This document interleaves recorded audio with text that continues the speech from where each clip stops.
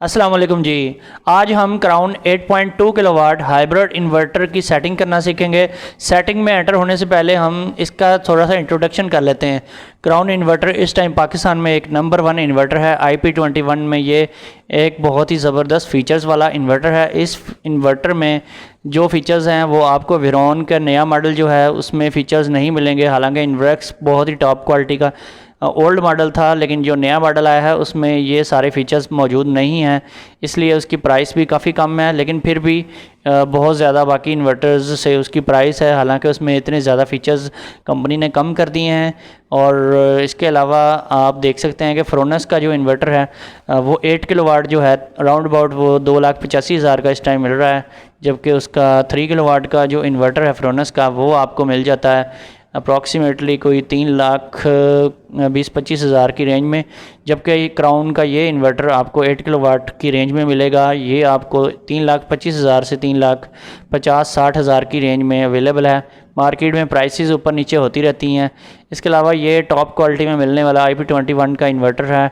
और भी बहुत सारी कंपनीज़ पाकिस्तान में अवेलेबल हैं, लेकिन इस टाइम ये बहुत ही एक ज़बरदस्त किस्म की रेंज में मिलता है। यानी कि इसके साथ अगर आप नेट मीटिंग करवाते हैं और फ्रोनस के इन्वर्टर के साथ भी करवाते हैं तो आपको जो रिज़ल्ट इस इन्वर्टर में मिलेगा वो आपको फ्रोनस पे नहीं मिलेगा। इसके अलावा इसमें पैरेलल ऑपरेशन भी है, यानी कि आप इसमें 9 यूनिट्स तक पैरेलल लगा सकते हैं। और इसमें और भी ऐसे कई टाइमर्स 5 किस्म के टाइमर पाए जाते हैं जो कि आपको वेरॉन के नए मॉडल में भी नहीं मिलेंगे, या फिर आपको इलीगो वो भी क्राउन कंपनी का है उसमें मिलेंगे, या फिर क्राउन नोवा इन्वर्टर में मिलेंगे। तो चलते हैं इसकी सेटिंग की तरफ। सबसे पहला जो प्रोग्राम है वो 01 है। इसका मतलब है आउटपुट सोर्स प्रायोरिटी, यानी कि आपने जो अपनी इन्वर्टर की आउटपुट है वहाँ पे आप क्या चलाना चाहते हैं, कौन सा मोड चलाना चाहते हैं। अगर आप इसको एज आ UPS चलाना चाहते हैं तो USB सेलेक्ट कर लें, तो फिर ये एज आ UPS काम करेगा। अगर आप इसको SUB मोड पे रखेंगे तो आपका जो इन्वर्टर है ये दिन के टाइम शेयरिंग करेगा यूटिलिटी से, और रात के टाइम ये टोटली वापडा पे चलेगा और बैटरी एज आ बैकअप यूज़ होगी सिर्फ उस टाइम ये जब आपकी ग्रिड या फिर वापडा अवेलेबल नहीं होगी, उस टाइम पे बैटरी बैकअप के तौर पे यूज़ होगी। अगर आप इसमें SBU रखते हैं तो फिर आपका जो इन्वर्टर है सारा दिन सोलर चलाएगा और दिन के टाइम वापडा को शेयरिंग के लिए यूज़ नहीं करेगा, बल्कि जो सेकंड ऑप्शन होगा बैटरी उसको शेयरिंग के लिए यूज़ करेगा। और यूटिलिटी जो है वो as a third option use होगी, यानी कि ये शाम को भी बैटरी ही चलाएगा। जब सोलर वीक हो जाएगा तो बैटरी से शेयरिंग करता करता बिल्कुल जब सोलर ख़त्म हो जाएगा तब टोटली लोड जो है बैटरी पे चल रहा होगा। जो आपने प्रोग्राम नंबर 12 और 13 में सेट किया है उन वैल्यूज़ तक ये बैटरी को चार्ज और डिस्चार्ज करेगा। और इसमें फिर जो वैल्यू रीच हो जाएगी, जो आपने 12 नंबर पे डिस्चार्जिंग वैल्यू रखी होगी, वो उस तक इसको डिस्चार्ज करेगा। उसके बाद फिर ये ग्रिड को ऑन करवा देगा। ये आप आम तौर पे 10-11 बजे तक बैटरी को यूज़ कर रहा होता है। ये आपके लोड पे डिपेंड करता है कि आप कितनी तेज़ी से बैटरी को डिस्चार्ज करवाते हैं। तो इसके बाद नंबर 2 पे है मैक्सिमम चार्जिंग करंट। ये है इसके MPPT की चार्जिंग पावर, यानी कि MPPT से कितनी चार्जिंग ये करवा सकता है। ये total configured total charging current है, यानी कि इसमें utility charging plus solar charging current ये यहाँ पे आपको देखने को मिलता है। अगर आप कोई छोटा बैटरी बैंक यूज़ कर रहे हैं, यानी कि अगर आप 15 प्लेट 17 प्लेट या 19 प्लेट की बैटरी आपने लगाई हुई है तो फिर आप यहाँ पे वैल्यू 20 एम्पेयर से ज़्यादा ना रखें। अगर आपने 200 एम्पेयर की 27 प्लेट की बैटरी लगाई है, या फिर आपने लेड एसिड बैटरी जो ट्यूबुलर बैटरी है वो लगाई है TX 1800 या TX 2500, फिर आप यहाँ पे 30 एम्पेयर की वैल्यू रख सकते हैं। और इसके अलावा अगर आपने बड़े बैटरी बैंक्स भी लगाए हैं तो फिर भी आप 30 एम्पेयर या फिर 40 एम्पेयर भी रख सकते हैं। और इसमें तीसरे नंबर पर जो प्रोग्राम है वो AC इनपुट वोल्टेज रेंज है। यहाँ से आप AC इनपुट वोल्टेज रेंज को सिलेक्ट कर सकते हैं। 2 टाइप्स की रेंजेस हैं इसमें, APL और UPS रेंज। APL है अप्लायंस मोड और UPS है अनट्रिप्टेबल पावर सप्लाई मोड। और इसमें ये होता है कि APL की रेंज है 92 to 80 वोल्ट। अगर आपके एरिया में वापडा के वोल्टेज कम आ रहे हैं, इलेक्ट्रिक के वोल्टेज कम आ रहे हैं, तो फिर आप इस रेंज को APL को सिलेक्ट करें। अदरवाइज़ क्या होगा, अगर आपने UPS सेट किया हुआ है इसमें 170 वोल्ट से अगर नीचे वोल्टेज आते हैं तो फिर ये ग्रिड के होने के बावजूद उसको यूज़ नहीं करेगा और बैटरी को ड्रेन करता रहेगा और आपका इन्वर्टर अचानक चलता चलता बंद हो जाता है। और अगर आप PC यूज़र हैं तो फिर आप फिर भी UPS रखें, ताकि इसमें जो पावर शिफ्टिंग गैप है वो कम से कम यानी 10 मिली सेकंड होता है, जबकि APL में ये 20 मिली सेकंड का पावर शिफ्टिंग गैप होता है। इसके अलावा बैटरी टाइप है 5 नंबर प्रोग्राम में। यहाँ से आप AGN, FLD, USC या फिर पायलुनटेक की बैटरी सेलेक्ट कर सकते हैं। अगर आप अपनी मर्ज़ी के पैरामीटर सेट करना चाहते हैं तो यहाँ से USC, जस्ट आपने USC सेलेक्ट करना है और अपनी मर्ज़ी के पैरामीटर्स 26, 27 नंबर और 29 नंबर पे सेट कर देने हैं। और इसके अलावा ये देख सकते हैं आप इसमें पायलुनटेक की बैटरी, वेको टाइप बैटरी, सोल्टेरो बैटरी और लिथियम प्रोटोकॉल कंपैटिबल बैटरी, ये सारी टाइप्स हैं दी गई हैं, और थर्ड पार्टी लिथियम बैटरी भी अवेलेबल है। जबकि यहाँ पर आपने एक और चीज़ नोट की होगी कि नंबर 1 पे जो है इसमें MKS मोड नहीं दिया गया। इसमें सिर्फ 3 मोड्स हैं, USB, SUB और SBU। जबकि फ्रोनस के इन्वर्टर्स में इन्फिनियन प्लस सीरीज़ के जो मॉडल्स थे उनमें MKS मोड काम करता था, और कुछ और भी कंपनीज़ के इन्वर्टर्स हैं जिनमें MKS मोड पाया जाता है, तो इसमें MKS मोड नहीं दिया गया। लेकिन फिर भी ये ओवरऑल एक बहुत अच्छा इन्वर्टर है, क्योंकि जिन इन्वर्टर्स में MKS मोड दिया गया है उनमें काफ़ी सारे वो ऑप्शंस नहीं दिए गए जो इस इन्वर्टर में हैं, और जो बिल्ड क्वालिटी इस इन्वर्टर की है वो भी उनकी नहीं है। इसके अलावा इसमें बैटरी टाइप के बाद यहाँ पे आप देख सकते हैं कि 6 नंबर पे जो प्रोग्राम है वो auto restart when overload occurs, और 7 नंबर पे है auto restart when over temperature occurs. अगर आप चाहते हैं कि आपका इन्वर्टर किसी भी सूरत में जब ये ओवरलोड की वजह से या ओवर टेम्परेचर की वजह से ट्रिप होकर बंद हो जाता है तो ऑटोमेटिकली रीस्टार्ट ना हो, तो डिफ़ॉल्ट वाली जो है इसको डिसेबल LFD रखें, दोनों वैल्यूज़ को 6 नंबर और 7 नंबर पे। तो अक्सर लोगों ने इसको अनेबल रखा होता है, जिसकी वजह से इन्वर्टर खुद ब खुद स्टार्ट होने की कोशिश करने में इन्वर्टर उड़ जाता है। इसके बाद आपने आउटपुट फ्रिक्वेंसी 50 साइकिल सेलेक्ट करनी है जो डिफ़ॉल्ट वैल्यू होती है। इसके अलावा आउटपुट वोल्टेज जो है वो 220, 230 और 240 वोल्ट यहाँ पे रेंजेस दी गई हैं, वो आप सेट कर सकते हैं। तो आपने 230 वैल्यू जो है डिफ़ॉल्ट वैल्यू वो सेट करनी है। तो इसके बाद 11 नंबर पे है मैक्सिमम यूटिलिटी चार्जिंग करंट, यानी कि ग्रिड से आप चार्जिंग जो है कितने एम्पेयर से बैटरी को करवाना चाहते हैं। यहाँ पे आपने वैल्यू सेट करनी है। इसमें रेंज अवेलेबल है 10 एम्पेयर से लेकर 150 एम्पेयर तक। तो इस यहाँ पर आप कोशिश करें कि 10 एम्पेयर ही सेट करें, चाहे बड़ी बैटरी है या फिर छोटी बैटरी है, क्योंकि ग्रिड से चार्जिंग अगर लोड शेडिंग बहुत ज़्यादा हो रही है आपके एरिया में तो फिर आप 20 एम्पेयर सेट कर लें। अदरवाइज़ 10 एम्पेयर से ज़्यादा चार्जिंग ना रखें, आपकी बैटरी की हेल्थ के लिए कम से कम चार्जिंग बेस्ट रहेगी। इसके अलावा अगर आप जो है 12 नंबर प्रोग्राम पे आते हैं, ये प्रोग्राम तब काम करता है जब आपने SBU मोड सेलेक्ट किया होता है नंबर 1 पे। नंबर 1 पे SBU जब आप सेलेक्ट करते हैं तो ये 12 नंबर प्रोग्राम जो है ये एक वैल्यू देता है, यानी कि इस वैल्यू तक आपकी जो बैटरी है वो डिस्चार्ज होगी। जब सोलर अवेलेबल नहीं होगा और आपका इन्वर्टर बैटरी और यूटिलिटी के ऊपर होगा, यानी कि उस टाइम ये बैटरी पे चलेगा SBU मोड पे। बैटरी को डिस्चार्ज अगर आपने 46 रखा हुआ है तो 46 वोल्ट तक डिस्चार्ज करने के बाद ये ग्रिड को चलाएगा, यानी ये रात के 10-11 बजे का टाइम हो सकता है, 9 बजे का हो सकता है, या रात 12-1 बजे का टाइम हो सकता है जब आपका इन्वर्टर ग्रिड को चलाएगा और बैटरी को ड्रेन करना छोड़ देगा। तो फिर क्या होगा, यहाँ से आपने कोशिश करनी है 46 वोल्ट रखनी है इसकी डिफ़ॉल्ट वैल्यू। और इसके अलावा 13 नंबर पे जो आपने सेटिंग रखी होगी, ये सेटिंग भी SBU मोड डिपेंडेंट सेटिंग है, यानी कि SBU जब नंबर 1 पे प्रोग्राम आपने सेट किया होगा तब ये सेटिंग काम करेगी। यहाँ पे आपने फुली चार्जिंग रखनी है FUL, यानी कि अगर आपने ये वैल्यू सेट की होगी फुल, तो जब तक उसके बाद क्या होगा, जब 12 नंबर पे जो वैल्यू रीच होगी 46, उसके बाद इन्वर्टर जो है वो बैटरी को छोड़ के वापडा को चला देगा। जब वापडा को चलाएगा उसके बाद अगर आपने यहाँ पे FUL रखा हुआ है तो जब तक बैटरी फुल चार्ज नहीं हो जाती, यानी कि उस टाइम ये बैटरी भी चार्ज कर रहा होगा आपका इन्वर्टर और लोड भी चला रहा होगा पूरे घर का, तो जब तक बैटरी फुल चार्ज नहीं होती तब तक ये चलाए रखेगा। और जब फुल चार्ज हो जाएगी तो फिर क्या करेगा, तो फिर ग्रिड को छोड़ देगा और दोबारा से बैटरी पे चला जाएगा और बैटरी को यूज़ करना शुरू कर देगा जब तक बैटरी दोबारा से 46 वोल्ट तक ड्रेन नहीं हो जाती। तो ये एक साइकिल है, ये चलता रहेगा। चार्जर सोर्स प्रायोरिटी की सेटिंग है to configure charger source priority. अगर आपने CSO रखना है तो फिर क्या होगा, सोलर फर्स्ट ऑप्शन के तौर पे चार्जिंग करेगा, यानी जिस टाइम सोलर होता है उस टाइम ग्रिड से चार्जिंग बिल्कुल नहीं करेगा। अगर थोड़ा सा करंट भी सोलर का आ रहा है तो ग्रिड से चार्जिंग बिल्कुल भी नहीं होगी, यानी ये ग्रिड से चार्जिंग CSO मोड में तभी होती है जब मगरिब के बाद सोलर का करंट बिल्कुल ख़त्म हो जाता है, तो ग्रिड से चार्जिंग ये स्टार्ट कर देता है। अगर आप SNU रखेंगे जो डिफ़ॉल्ट वैल्यू है, तो क्या होता है दिन के टाइम सोलर और यूटिलिटी दोनों यूज़ हो रहे होते हैं, और जिसकी वजह से वावडा का बिल भी ज़्यादा आ रहा होता है, और दिन के टाइम भी यूटिलिटी यूज़ होती रहती है चार्जिंग के लिए। और OSO रखेंगे तो ग्रिड से चार्जिंग बिल्कुल बंद हो जाएगी, यानी कि सिर्फ दिन के टाइम या सोलर पे ही चार्जिंग होगी और रात को कोई चार्जिंग नहीं होगी।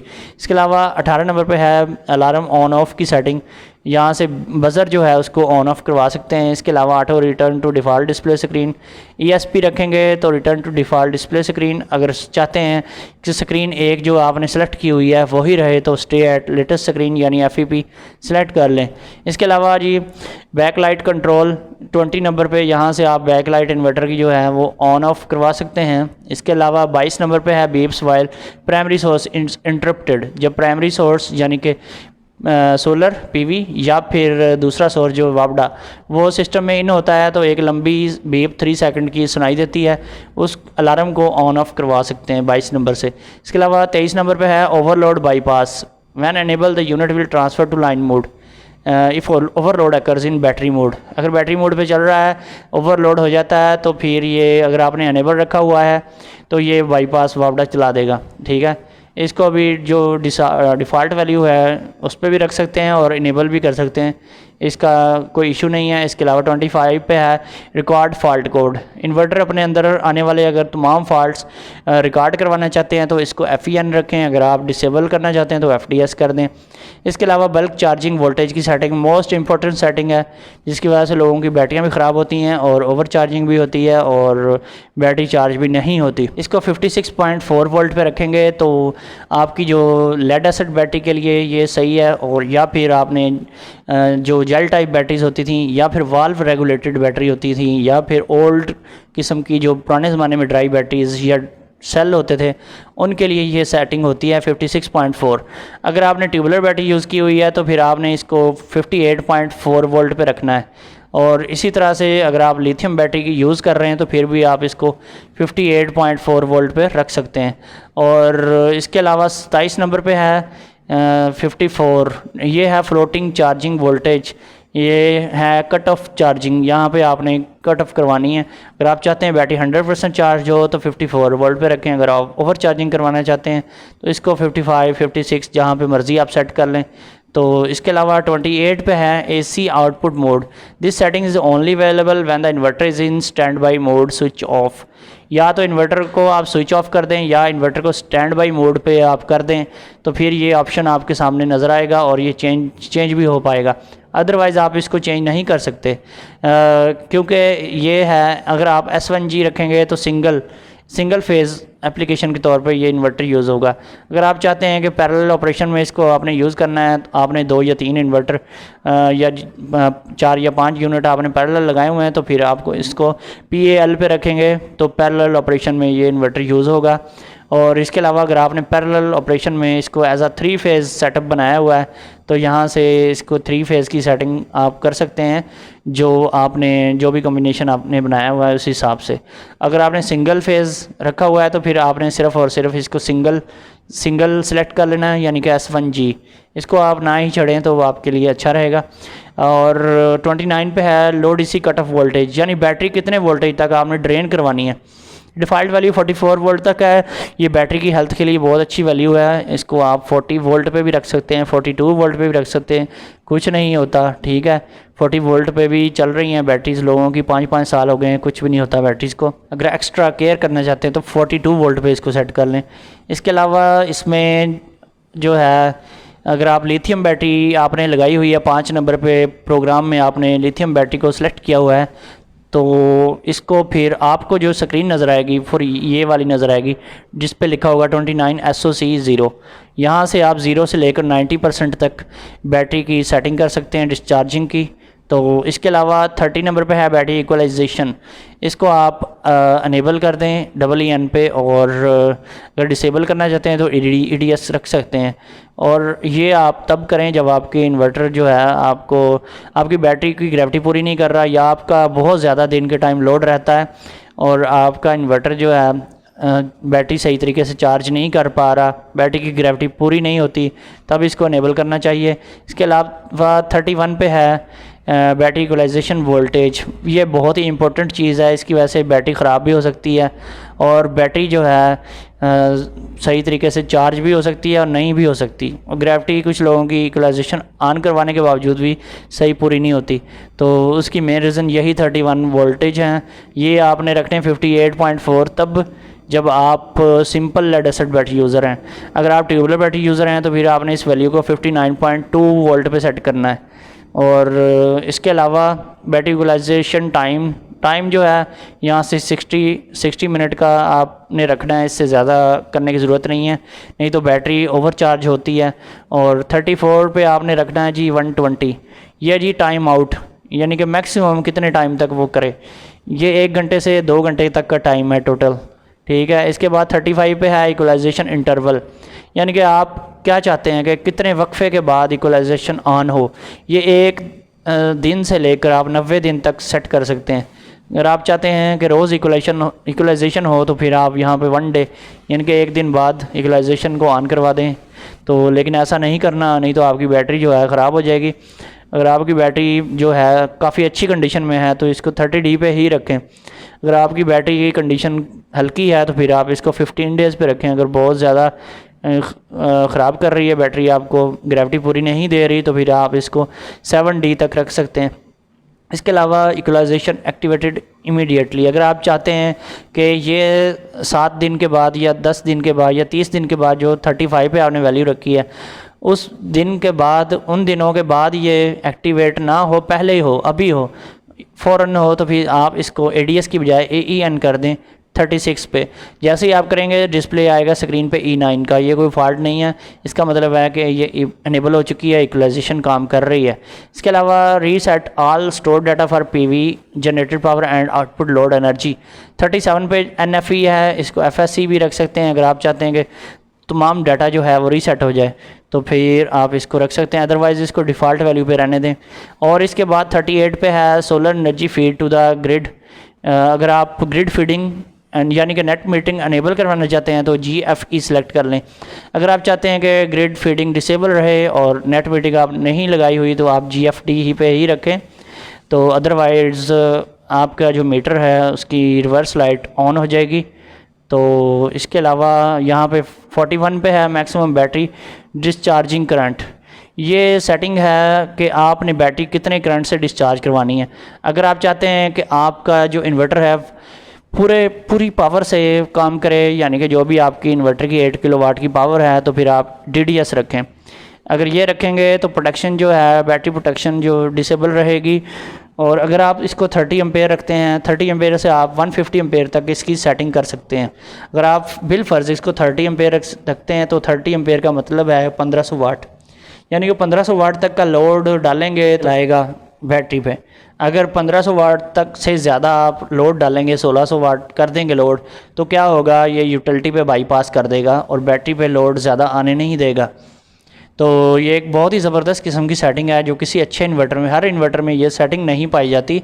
तो ये क्या करेगा, उसको बाईपास वापडा पे कर देगा। अगर उस टाइम वापडा अवेलेबल नहीं होगी तो सिस्टम को शट डाउन कर देगा, लेकिन बैटरी के ऊपर ज़्यादा हैवी लोड नहीं चलाएगा। इसी तरह से आप 30 की बजाय कुछ भी वैल्यू यहाँ पे रख सकते हैं, 50, 60, 100 या 150 तक। इसके अलावा 60 नंबर पे है, ये सेटिंग है कट ऑफ वोल्टेज की और SOC point, state of charging point on second output या फिर सेकंड लोड। अगर आपने सिंगल रखा हुआ है 28 नंबर पे तो फिर ये कट ऑफ वोल्टेज जो है आपका हैवी लोड को काटने वाला वोल्टेज, हैवी लोड को ऑफ करवाने वाली सेटिंग है, ये काम करेगी, ठीक है। अगर आपने 28 पे सिंगल रखा हुआ है, जो डिफ़ॉल्ट वैल्यू सिंगल ही होती है तो उसकी आप टेंशन ना लें क्योंकि आपने उसको चेंज ही नहीं किया, तो ये काम करेगा। कट ऑफ वोल्टेज यहाँ पे एक बात आपको बताऊँ, इसमें ऑप्शन जो है बहुत ही ज़बरदस्त किस्म का दिया हुआ है। 42 वोल्ट से लेकर 61 वोल्ट तक ऑप्शन है आपके पास, जो कि किसी भी अच्छे इन्वर्टर में होता है।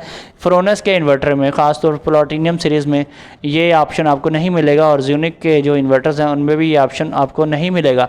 उनमें ये ऑप्शन सिर्फ 44 या 46 वोल्ट तक मैक्सिमम होता है, उसका फ़ायदा ही कोई नहीं, यानी कि बैटरी बैटरी पे हैवी लोड चलता रहता है। जब बैटरी 30% रह जाती है तब वो हैवी लोड बंद होता है। तो इसमें क्या होता है, इसमें अगर आप 61 वोल्ट 60 नंबर पे रख देते हैं तो फिर क्या होगा, 61 वोल्ट जब आप सेट करेंगे, जैसे ही लोड शेडिंग होती है, बैटरी के ऊपर लोड आता है, तो ये फ़ौरन आपका हैवी लोड कट कर देगा। जो आपने सेकंड आउटपुट के ऊपर लगाया हुआ है उसको काट देगा, बंद कर देगा, ऑफ़ करवा देगा। तो अगर इसको आप अपनी मर्ज़ी से सेट कर सकते हैं, 61 की बजाय आप 48 रख सकते हैं, 48 या फिर 49 या 50। अगर आप 50 वोल्ट रखते हैं तो half of the battery use करेगा, उसके बाद कट ऑफ होगा। अगर 52, 53 या 54 रखते हैं तो फिर ये 70% तक बैटरी को छोड़ देगा, यानी कि ऊपर सिर्फ 20 या 30% बैटरी यूज़ करेगा, फिर ये काम करेगा। तो इस तरह से आप अपनी मर्ज़ी से सेटिंग करके देख सकते हैं। इसके अलावा अगर आप लिथियम बैटरी यूज़र हैं तो फिर आपके सामने ये ऑप्शन जो है इस तरह से आएगा। ऊपर 60 लिखा होगा, नीचे SOC लिखा होगा, और ये 0 से लेकर 95% तक आप परसेंटेज सेट कर सकते हैं, कितने परसेंटेज आपने लिथियम बैटरी को डिस्चार्ज करवाना है। इसके अलावा 61 पे है setting discharge time on second output for if single is selected in program 28। ठीक है, ये भी एक टाइमर है जो कि सेकंड आउटपुट को ऑफ ऑन करवाता है। सेटिंग डिस्चार्ज टाइम, ये डिस्चार्ज टाइम है, यानी कि जब बैटरी पे आपका इन्वर्टर चल रहा होता है उस टाइम ये टाइमर चल पड़ता है, और यहाँ पे आपने टाइम सेट करना है। जो आप टाइम सेट करेंगे उसके मुताबिक ये काम करेगा। इसमें आप 0 मिनट से लेकर 990 मिनट तक का टाइम लगा सकते हैं। तो जितना बिलफर्ज आपने यहाँ पे टाइम लगाया है 30 मिनट का, जब 30 मिनट पूरे हो जाएंगे तो ये डिस्चार्जिंग बंद कर देगा सेकंड आउटपुट को ऑफ़ करवा देगा। सेकंड आउटपुट आपकी बैटरी को डिस्चार्ज करना बंद कर देगा, यानी हैवी लोड बंद हो जाएगा। अगर आपने 60 नंबर का जो सेटिंग है वो आपकी अभी काम नहीं कर रही तो फिर ये काम कर जाएगी 61 पे। ठीक है, और 62 पे है setting time interval for turn on second output को टर्न ऑन करवाने का टाइम, यानी कि इसमें जो टाइम आप 0 से लेकर 23 घंटे तक का टाइम लगाएंगे, ये घंटों में सेटिंग है इसकी। अगर बिलफर्ज आप 0 से लेकर 08 यानी कि 8 घंटे का टाइम लगाते हैं तो ये 8 घंटे तक उसको टर्न ऑन रखेगा, उसको चलाए रखेगा सेकंड आउटपुट को, यानी कि हैवी लोड को चलाए रखेगा। और इस दौरान अगर टाइम अचीव हो जाता है, ऊपर वाले दो टाइमर 60 नंबर या फिर 61 नंबर, दोनों में से किसी एक का टाइम पूरा हो जाता है, टाइम या फिर वोल्टेज पूरे हो जाते हैं, तो जो वैल्यू आपने यहाँ पे 60 और 61 पे रखी हुई है वो पूरी हो जाती है, वो रीच हो जाती है, तो फिर क्या होगा, तो वो फिर ये टाइमर काम करेंगे 60 नंबर 61 नंबर। अगर ये काम नहीं करते तो फिर क्या होगा, 62 पे अगर आपने 8 घंटे लगाया हुआ है टाइम 0 से 08 तक सेट किया हुआ है तो ये 8 घंटे टर्न ऑन रखेगा, उसको बंद नहीं होने देगा सेकंड आउटपुट को। ठीक है, ये इस चीज़ का टाइमर है। इसके अलावा आप 82 पे कर सकते हैं on off control for 12 volt DC output. अगर आपके इन्वर्टर में, अच्छा कुछ मॉडल्स में ये अवेलेबल है और कुछ में अवेलेबल नहीं है। अगर आपके इन्वर्टर में DC आउटपुट 12 वोल्ट की अवेलेबल है तो उसको ऑन ऑफ करवाने का जो सेटिंग है वो 82 नंबर पे है, यहाँ से इसको ऑन या ऑफ़ करवा सकते हैं। यानी कि जो डिफ़ॉल्ट वैल्यू है वो अनेबल है, DCE पे अनेबल होती है, DCD पे डिसेबल होती है। अगर आप चाहते हैं कि आपका इन्वर्टर रेज़ कर दे तमाम डाटा लॉग को, तो इसमें आप 83 पे FSC करेंगे तो रीसेट हो जाएगा आपका इन्वर्टर, तमाम डाटा जो है रीसेट हो जाएगा, डाटा लॉग का डाटा जो होता है। इसके अलावा 84 पे आपने जो डाटा लॉग रिकॉर्डेड इंटरवल है उसको सेट करना है। ये 0 से लेकर 1440 मिनट तक का आप इसमें टाइम सेट कर सकते हैं, यानी अगर डिफ़ॉल्ट वैल्यू 10 मिनट है तो 10 मिनट के बाद इसका डाटा लॉग जो है वो क्लियर होकर दोबारा से फर्स्ट लॉग पे चला जाता है। इसके बाद इसमें 85 पे है टाइम सेटिंग मिनट की, यहाँ पे आप मिनट की टाइम सेटिंग कर सकते हैं। ये टाइम सेटिंग इसलिए होती है अगर आपने 5 किस्म के जो इसमें टाइमर दिए हुए हैं वो यूज़ करने हैं, वो अगर आप यूज़ करना चाहते हैं तो फिर आपको इसकी सेटिंग करनी पड़ेगी टाइम की। और मिनट सेटिंग 85 पे है, आवर्स यानी घंटों की सेटिंग है 86 पे, और 87 पे है डेज़ की सेटिंग, ये 1 से लेकर 31 दिन की सेटिंग होती है। इसके अलावा मंथ की सेटिंग है, 1 से लेकर 12 महीनों की सेटिंग आप कर सकते हैं 88 पे। 89 पे है ईयर की सेटिंग, इसमें आप 2017 से लेकर 2099 तक सेटिंग कर सकते हैं। इसके अलावा आप 91 पे है on off control for RGB LED। RGB जो रेड ग्रीन ब्लू, RGB का मतलब है रेड ग्रीन ब्लू, यानी कि ये 3 कलर्स की एक LED लाइट होती है। इसकी आप सेटिंग यहाँ से कर सकते हैं, इसको अनेबल या डिसेबल कर सकते हैं। 92 पे है brightness of RGB LED। RGB की लाइट की ब्राइटनेस लो, नॉर्मल या हाई सेट कर सकते हैं। 93 पे है lightning speed of RGB LED। Lightning speed जो है उसको आप लो, नॉर्मल या हाई सेट कर सकते हैं। इसके अलावा आप 94 पे RGB LED इफ़ेक्ट्स को सेट कर सकते हैं, power cycling, power wheel, power chasing या फिर सॉलिड ऑन। ये डिफ़ॉल्ट वैल्यू होती है वो सॉलिड ऑन ही होती है। अगर आप इसकी मूवमेंट करना चाहते हैं तो फिर आप इसकी में कोई भी सेटिंग कर सकते हैं। इसके अलावा 95 पे है data presentation of data colour. Data colours की सेटिंग कर सकते हैं, जो स्टेटस होता है उसको किस कलर में आप देखना चाहते हैं। Solar input power in watt, battery capacity percentage default, या फिर आप इसमें देखना चाहते हैं कि लोड परसेंटेज को LDP रख लें। और अगर आप energy source grid PV battery देखना चाहते हैं तो EGS सेलेक्ट कर लें। और इसी तरह से बैटरी चार्ज या डिस्चार्ज स्टेटस देखना चाहते हैं तो BES। इसी तरह से इसमें फिर back light colour of RGB LED, इसमें डिफरेंट कलर्स RGB LED के दिए गए हैं, pink, orange, yellow, green, blue, sky blue, ये आप सेट कर सकते हैं। स्काई ब्लू जो है इसका डिफ़ॉल्ट कलर है। और फिर background colour of RGB LED का बैकग्राउंड कलर दिया गया है पर्पल, या फिर आप वाया सॉफ्टवेयर करना चाहते हैं OEH कर लें। पिंक, ऑरेंज, येलो, ग्रीन, ये डिफरेंट टाइप्स के कलर्स हैं, ब्लू, स्काई ब्लू। और इसके अलावा ये डाटा कलर्स हैं इसके, पर्पल और वाया सॉफ्टवेयर, ठीक है। इसके अलावा background of RGB LED, background colour जो RGB का है वो भी है यहाँ पे, पिंक, ऑरेंज, येलो, ग्रीन। ये तभी आपको अवेलेबल होंगे जब आपने 95 पे ग्रिड PV बैटरी रखा होगा। इसके अलावा इसमें 98 पे और भी कलर्स हैं, पिंक, स्काई ब्लू डिफ़ॉल्ट है, पर्पल और ये सॉफ्टवेयर के लिए। इसके अलावा 99 पे बहुत ही इंपॉर्टेंट सेटिंग है, 99 वाली ज़बरदस्त किस्म की एक सेटिंग है। ये भी एक किस्म का चौथे किस्म का टाइमर है, timer setting for output source priority. ये आउटपुट सोर्स प्रायोरिटी का टाइमर है जो कि वैल्यू नंबर 1 पे होती है, SBU, SUB और USB। ये 3 मोड्स होते हैं। नंबर 1 पे इनकी वैल्यू फ़िक्स होती है। अगर आप चाहते हैं इन वैल्यूज़ को चेंज करें अपने टाइम के मुताबिक, 0 से लेकर 23 घंटों तक, यानी कि 1 से लेकर 24 घंटों तक ये टाइम होता है। तो जितने घंटे का आप टाइम लगाएंगे उतने घंटे के लिए आपका जो वो मोड है वो चेंज होगा। यानी कि बिल फ़र्ज़ अगर आप चाहते हैं कि रात 12 बजे से लेकर सुबह 7 बजे तक आप चाहते हैं कि आउटपुट सोर्स प्रायोरिटी में हमारा जो इन्वर्टर है वो SBU मोड पे चला जाए, तो फिर आप 0 से लेकर इसमें 00 से लेकर 07 तक टाइम लगा दें। यानी कि ये रात 12 बजे से लेकर सुबह 7 बजे तक उस टाइम पे SBU मोड चला देगा, या फिर USB या SUB जो भी आप सेलेक्ट करेंगे उस पर टाइमर सेलेक्ट कर लें। 100 नंबर पे है timer setting for charger source priority. अगर आप चाहते हैं किसी खास टाइम पीरियड के दौरान आपकी बैटरी, 16 नंबर पे जो सेटिंग फिक्स होती है चेंज नहीं कर सकते। अगर आप चाहते हैं कि बैटरी चार्जर का टाइमर आप सेट करना चाहते हैं, CSO, SNU, OSO, तो फिर आप यहाँ से टाइमर लगा सकते हैं। यानी कि अगर आप चाहते हैं कि OSO का टाइमर आपने लगाना है रात 12 बजे से लेकर और सुबह 5 बजे तक या सुबह 6 बजे तक, तो फिर आप OSO सेलेक्ट करके इसमें टाइम चेंज कर दें, 00 से लेकर 06 कर दें। तो फिर ये रात 12 बजे से लेकर सुबह 6 बजे तक चार्जिंग जो है OSO अगर आप सेलेक्ट कर लेते हैं तो चार्जिंग बिल्कुल बंद कर देगा। उस टाइम के दौरान बैटरियों को खाली रहने देगा, तो बैटरियां यूज़ होती रहेंगी। सुबह के टाइम जब सोलर ऑन होगा तो बैटरियां सोलर से चार्ज होंगी। इस तरह की ये बहुत ज़बरदस्त सेटिंग है।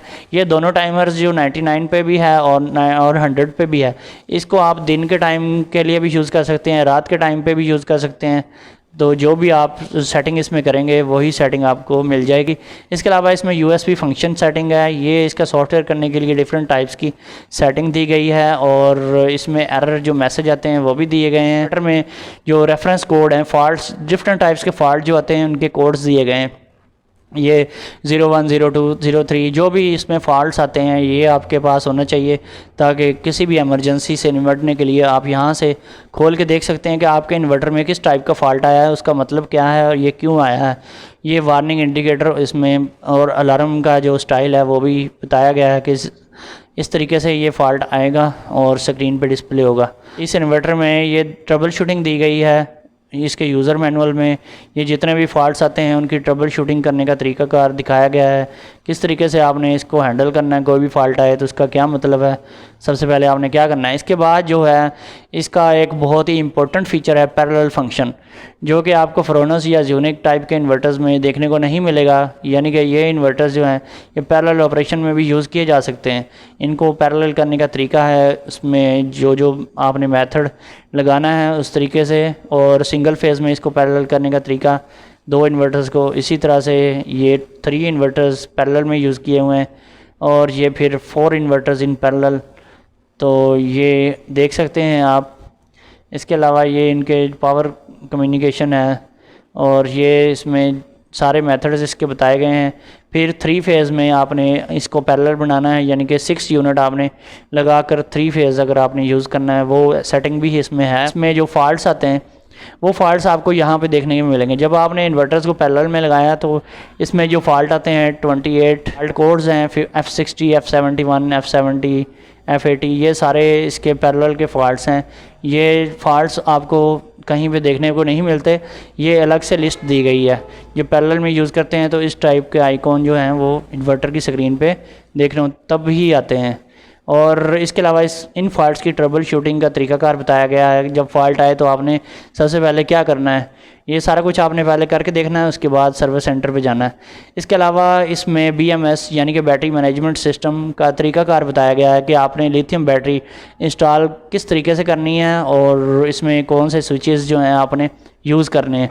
लिथियम बैटरी कॉन्फ़िगरेशन दी गई है इसमें, और पॉइलोनटेक की बैटरी इंस्टॉल करने का तरीका है। ये इसी तरह से डिफरेंट टाइप्स की जो बैटरीज़ होती हैं उनका तरीकाकार बताया गया है, और 05 पे आपने LIB सेलेक्ट करना है। ये सारा कुछ इसमें बताया हुआ है। तो इसके अलावा इसमें जो फॉल्ट्स आते हैं जब आपने लिथियम बैटरी यूज़ करनी है तो फिर 60, 61, 62, 69, 70, 71 के ये फॉल्ट्स आपको स्क्रीन पे डिस्प्ले पे नज़र आते हैं। तो जो फॉल्ट हैं उनका क्या मकसद है ये बताया गया है। इसके अलावा यहाँ पे इसको वाईफाई यानी कि मोबाइल ऐप में चलाने के लिए जो मेथड है वो सारा मेथड बताया गया है। दोस्तों ये थी आज की वीडियो। अगर वीडियो पसंद आई है तो चैनल को सब्सक्राइब कर लें, वीडियो को लाइक एंड शेयर करें। फिर मिलेंगे एक नई वीडियो के साथ। ओके, अल्लाह हाफिज़।